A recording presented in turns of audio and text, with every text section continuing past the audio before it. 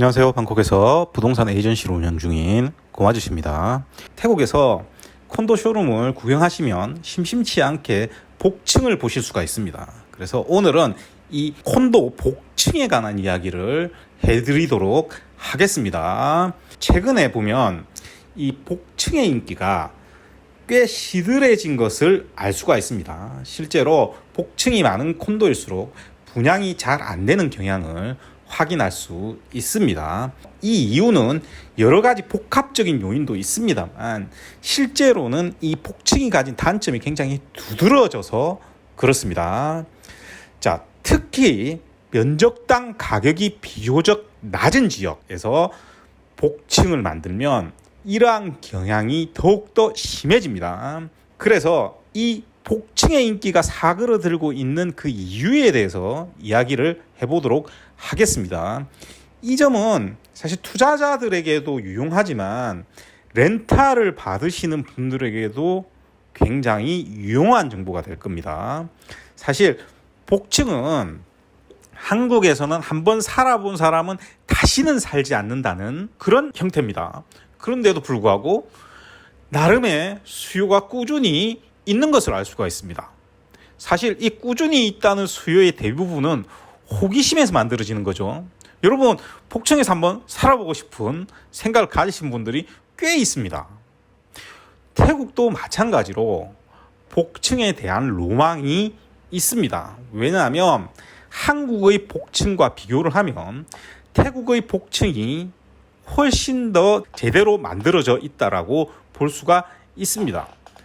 또한 가격이 비싼 지역, 비싼 콘도의 고층 복층 유닛은 오히려 단층보다 훨씬 더 괜찮은 경우도 많기 때문이죠. 그래서 실제로 여러분들이 렌탈을 받을 때 월 15만 밭 내외로 아주 비싼 콘도죠. 이런 것들을 렌탈 받기 위해 구경을 다니시면 고층의 복층 구조로 굉장히 넓은 집들을 많이 만나게 됩니다. 왜 이런 차이가 있느냐? 우리가 흔히 복층이라고 하는 구조는 메자닌이라는 구조라고 보시면 됩니다. 간단하게 우리가 복층이라고 하는 것은 1층, 2층이 따로 되어 있어서 그 1층, 2층을 우리가 계단을 타고 올라가는 게 아니지 않습니까? 보시면 지금 이제 화면들에도 계속 나옵니다만 바닥에서 이렇게 메자닌이 보이는 형태가 되어 있는 거죠. 그런데 한국의 건축법에는 다락을 만들려면 평평한 구조에서는 높이가 1.5m를 초과하면 안 됩니다. 무슨 말이냐면 경사가 없다면 1.5m 높이 이상이 되면 등기를 하실 때 전용 면적으로 이 구조물 바닥 면적이 들어가야 합니다. 따라서 이렇게 되면 뭐가 문제가 생기겠습니까? 이제 세금 문제가 생기게 되겠죠. 그래서 한국에서는 대부분 난장이 높이의 메자닌이 만들어지는 구조적인 문제가 발생하게 되는 겁니다.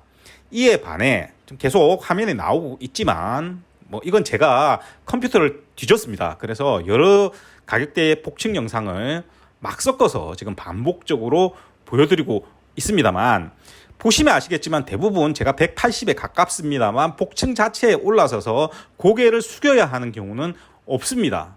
따라서 층고 자체가 한국과 태국은 엄청난 차이가 납니다. 이런 형태의 복층 구조로 좀 더 고급 콘도이고 바닥 면적이 넓고 층고도 더 높다면 훨씬 더 보기가 좋겠죠. 그래서 실제로 꽤 고급 콘도 최고층에는 복층 구조로만 되어 있는 경우가 여전히 많습니다. 지금 현재 짓고 있고 분양하고 있는 콘도들의 경우에도 그런 구조로 된 경우가 여전히 많습니다. 자, 그런데 우리가 한국에서 그렇게 복층에 대한 경험담이 나쁨에도 불구하고 수요가 있다고 했지 않습니까? 그것을 조금만 생각을 해보시면 태국 복층에 대한 로망도 쉽게 이해를 하실 수가 있습니다. 심지어 고급 콘도들의 이런 구조가 많기 때문에 어디에 많이 노출이 되겠습니까? 미디어에 많이 노출이 되겠죠. 그렇기 때문에 이런 로망을 더더욱 부추기게 됩니다. 그래서 태국인들이 많이 투자하는 고급 지역일수록 복층 구조가 많습니다. 이런 경향은 코로나 직전 18년, 19년이 되면 아속은 물론이고 훨씬 떨어진 스쿠빈 라인이죠. 온누시나 방짝 같은 지역에서도 복층 유닛 구성이 많이 차지하는 콘도들이 론칭된 경우가 꽤 심심치 않게 있습니다. 여러분들 지금 통로에 짓고 있는 그 노블이 짓고 있는 거 있죠? 폼, 이것도 위쪽 가면 복층이죠. 자, 그런데 문제는 시간이 지나면서 이 복층의 인기가 의외로 서서히 잃어가고 있습니다. 그래서 실제로 최근에는 판매가 잘 안 되는 곳이 많습니다. 이것은 사실 생각해보면 굉장히 당연한 겁니다. 그래서 지금부터 그 당연한 이유에 대해서 한번 이야기해 보도록 하겠습니다. 일단 투자금이 늘어날 수밖에 없습니다. 쉽게 얘기해서 단층일 때 우리가 35스퀘어미터 산다라고 하면 복층이면 45스퀘어미터 이상을 사야 되는 상황이 생기거든요. 자, 그러니까 바닥 면적이 작을수록 효용성이 확연히 깎일 수밖에 없겠죠. 구조상. 그렇기 때문에 어느 정도의 바닥 면적이 있어야 됩니다. 왜? 당장 계단을 넣어도 면적을 잡아먹지 않습니까? 그렇기 때문에 어느 정도의 바닥 면적은 있어야 되기 때문에 전체적으로 보면 메자닌까지 해서 면적이 커질 수밖에 없는 거죠. 대신에 효율성은 조금 더 떨어지게 됩니다. 자, 그리고 이 콘도를 우리가 설계할 때 고층에 밀어넣게 됩니다. 이게 훨씬 더 유리하게 되겠죠. 중간에 복층을 밀어놓고 위에는 단층을 만드는 거는 드물겠죠. 그렇기 때문에 당연히 단위 면적당 가격도 올라가게 됩니다. 그렇기 때문에 앞에서 말했듯이 일정 수준의 바닥 면적에 메자닌을 얹게 되고 또 고층이 되니까 당연히 투자해야 되는 자금은 늘어날 수밖에 없습니다. 여기에 여러분들이 콘도가 층고가 높기 때문에 면적 이외에도 공간이 차지하는 비중이 굉장히 커지겠죠. 그러면 그 공간이라는 데 가격이 없을까요? 실제로 그렇지 않습니다. 당연히 그 공간에 대한 부분도 책정을 해서 가격 설정을 하게 되겠죠. 자, 그런데 더 큰 문제는 관리비가 엄청나게 나온다는 겁니다. 이 문제는 한국에서도 복층의 가장 큰 문제입니다만 태국은 훨씬 더 심해질 수밖에 없습니다. 뜨거운 공기는 위로 올라가겠죠. 그래서 한국에서도 복층이 문제가 됩니다. 그런데 당장 복층에 쓰는 내장형 에어컨은 대부분 일산 다이킨 제품입니다. 이게 여러분들 생각하시는 LG나 삼성의 시스템 에어컨 수준으로 생각하시면 안 됩니다. 에어컨의 구조 자체가 다르고요. 층고가 더 높다고 했지 않습니까? 그렇기 때문에 공간이 더 늘어났죠. 그러면 에어컨 시설이 굉장히 좋아야 하는데 단층의 경우에는 사용자가 거실에 있거나 방에 있을 경우 해당 위치만 에어컨을 틀면 됩니다. 그런데 당장 거실만 해도 그 공간이 엄청나게 넓죠. 그 공간을 다 냉각시키려고 하면 훨씬 더 많은 전력을 소모할 수밖에 없습니다. 그리고 2층에는 또 따로 에어컨이 또 있어요. 대부분 다. 안 그러면 더워서 못 살거든요. 그렇기 때문에 훨씬 더 많은 전력을 소모하게 될 수밖에 없겠죠. 그리고 복층은 예를 들어서 고콘도 같은 경우는 벽면의 유리도 훨씬 더 길지 않습니까? 그러면 전해지는 복사열만 해도 어마어마하게 클 수밖에 없습니다. 그러면 고층이면 훨씬 더 뜨겁겠죠. 단층에 비해 전기료만 해도 훨씬 많이 나올 수밖에 없는 겁니다. 저도 평소 잘 때 선풍기를 틀어놓고 자지만 일어나면 에어컨을 바로 틀 수밖에 없습니다. 공기 자체가 바로 데워집니다. 그런데 3, 4월 여름에는 잘 때도 선풍기로 되지도 않습니다. 에어컨을 틀어놓고 잘 수밖에 없는데 복층은 그 넓은 공간의 공기 자체가 더워진다고 생각을 해보시기 바랍니다. 메자닌에서 잠을 잔다면 어지간한 사람도 선풍기로는 견디기가 힘들 겁니다. 1년 내내 더운 나라에서 아무리 전기료가 싸다고 해도 때때로 무지막지하게 전기료를 내는 수가 생기게 되는 거죠. 또한 우기의 습기 문제 때문이라도 에어컨은 계속 틀 수밖에는 없는 겁니다. 자, 그 다음에 또 다른 비용이 들어갑니다. 인테리어비도 훨씬 과도하게 들어갑니다. 당장 영상에 나오는 쇼룸의 인테리어만 보셔도 단층보다 훨씬 돈이 많이 들어갈 거라는 것을 바로 느끼실 수가 있을 겁니다. 당장 커튼만 해도 단층에 비해서 돈이 2배 이상 들겠죠. 자동 블라인드나 자동 여닫이로 만들면요 돈이 훨씬 많이 들어갈 겁니다. 그런데 당장 커튼 양만 해도 더 많죠. 유리가 늘어날수록 커튼 양이 더 늘어나게 됩니다. 당장 생각해 보십시오. 우리가 바로 단층에서 작업하는 거와 저 높은 데서 작업하려고 하면 돈 더 들어가는 겁니다.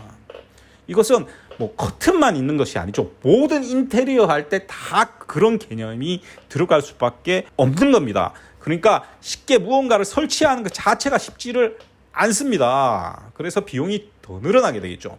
그리고 한국처럼 형광등이나 LED로 집안을 휘황찬란 밝게 조명시설을 갖춘 나라는 거의 없습니다. 뭐 외국에서 살아보셨으면 아시겠지만 뭐 유럽은 더 심하고요. 태국은 그나마 나은 편입니다. 아예 조명 구조 자체가 다릅니다. 그렇기 때문에 한국에 비하면 훨씬 어둡습니다. 그런데 저 넓은 곳을 비추려고 하면 훨씬 많은 조명이 필요하게 됩니다. 아니면 또 따로 조명을 갖다 써야 됩니다. 한번 작업을 하려고 하면. 심지어 이런 복층 조명 문제는 한국에서도 발생을 하거든요. 그런데 대부분의 복층 쇼룸 모델하우스를 보시면 아시겠지만 또 뭐가 있습니까? 샹들리에가 있죠. 통로 에까마의 거리를 걷다 보면 조명 가게를 쉽게 만날 수가 있습니다. 그런데 자세히 보면 샹들리에 파는 곳이 굉장히 많다는 것을 아실 수 있을 겁니다. 태국은 무반에도 층고가 높은 고급 주택 같은 경우는 샹들리에 같은 것들을 설치하는 경우가 굉장히 많습니다. 그런데 이 샹들리에가 가격이 보통 비싼 게 아니죠. 그런데 당장 벽에 구조물을 보십시오. 보통 단층의 2배 가까운 크기가 됩니다. 그러니 비용이 적게 들어갈래야 적게 들어갈 수가 없는 겁니다. 또한 고급이나 최근에 나오는 복층은 아래층과 위층이 닫혀 있는 경우가 많습니다. 왜냐하면 아래층에서 예를 들어서 음식 같은 걸 해버리면 환기 문제가 생겨서 위쪽으로 냄새가 올라가면 빠지지를 않아요. 그런데 가격이 저렴한 오픈형 구조의 메자닌 같은 경우는 이 문제를 벗어날 수가 없습니다. 그래서 아예 유리를 사서 막아버리는 경우도 있습니다. 그러니까 이런저런 이유로 돈이 훨씬 더 많이 들어갑니다. 훨씬 더 단점이 많은 거죠. 그 다음 문제, 안전사고 문제. 노약자나 아이들이 있다면 무조건 피하셔야 됩니다. 술에 만취를 하거나 물기로 인해 잘못 발 디뎌서 미끄러지면 엄청나게 다칠 수도 있습니다. 일단 좁은 계단을 올라간다는 그 자체가 우리가 바닥을 걷는 것에 비하면 훨씬 더 안전하지 않죠. 자, 그 다음 문제. 투자금만 비싸지는 것이 아니라 그만큼 임대료도 늘어나게 되겠죠. 그런데 임차인 입장에서 보면요, 계단 등 구조물로 공간이 차지하는 비중이 훨씬 높죠. 그런데 전체 면적에 대한 임대료는 더 지불해야 되게 됩니다. 더구나 열린 공간 구조는 프라이빗에 문제가 있을 수도 있죠. 그리고 관리비도 더 내야 됩니다. 그러니 상대적으로 단층에 비해 가성비가 떨어질 수밖에 없는 거죠. 사실 뭐 사는 것도 마찬가지지만 그 돈이면 효용성으로 따지면 단층에 더 좋은 동네 가서 사는 게 더 낫지 않겠습니까? 그러니까 이게 큰 문제가 되는 겁니다. 항상 이 부분을 중요하게 생각을 하셔야 됩니다. 마지막 문제, 층간소음 문제. 아이가 있으면 안전사고 위험성만 없다라고 우리가 친다면 그 위에서 놀면 우리 집만 시끄러우니까 괜찮다는 장점이 있습니다. 그런데 반대로 구조를 잘 보면요, 내가 메자닌에 누워있으면 메자닌 위에 다른 층이 있다라고 하면 그 위치가 어떤 구조물이 있는 위치입니까?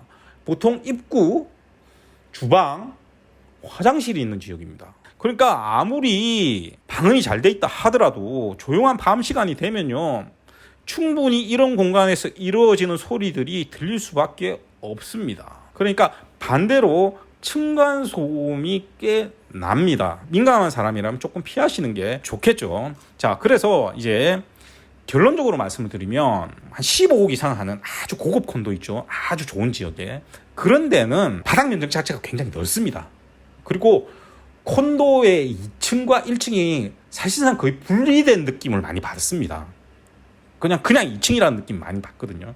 그리고 2층도 굉장히 잘 만들어져 있습니다. 이런 데 사시는 분들은 관리비 걱정 안 하고 사시는 분 아닙니까? 그렇기 때문에 이런 것들은 단층보다 오히려 구조가 더 잘 돼 있는 경우가 많거든요. 이런 복층들은 괜찮습니다. 그런데 우리가 얘기하는 것들은 이런 가격의 콘도들이 아니지 않습니까? 그렇기 때문에 투자를 하는 부분에서는 복층은 피하시는 게 좋다, 이렇게 볼 수가 있겠고요. 단순히 한국의 다락가 같은 구조가 아니라 층고가 높다고 해도 일반적인 가격의 콘도라면 훨씬 더 단층 구조에 비해 이점이 없다, 이렇게 보시면 됩니다. 그런데 이게 잘 쏘아 넘어가는 이유가 뭐냐면 쇼룸에 가면 샹들리에도 막 달려있고 화려하고 이쁘거든요. 앞에 말씀드렸듯이 로망이 생깁니다.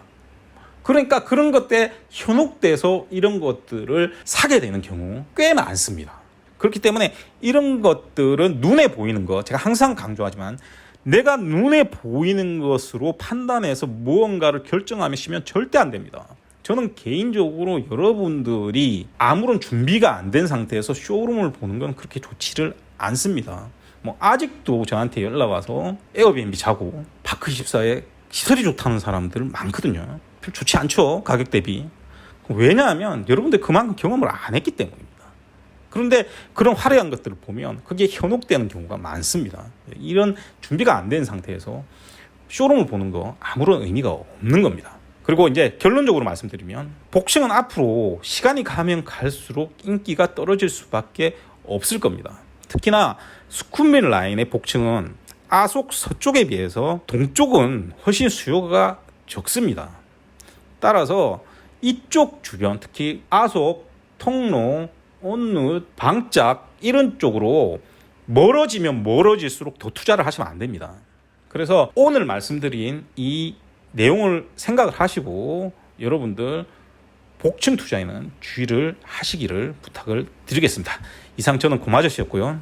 저는 다음 주에 뵙겠습니다.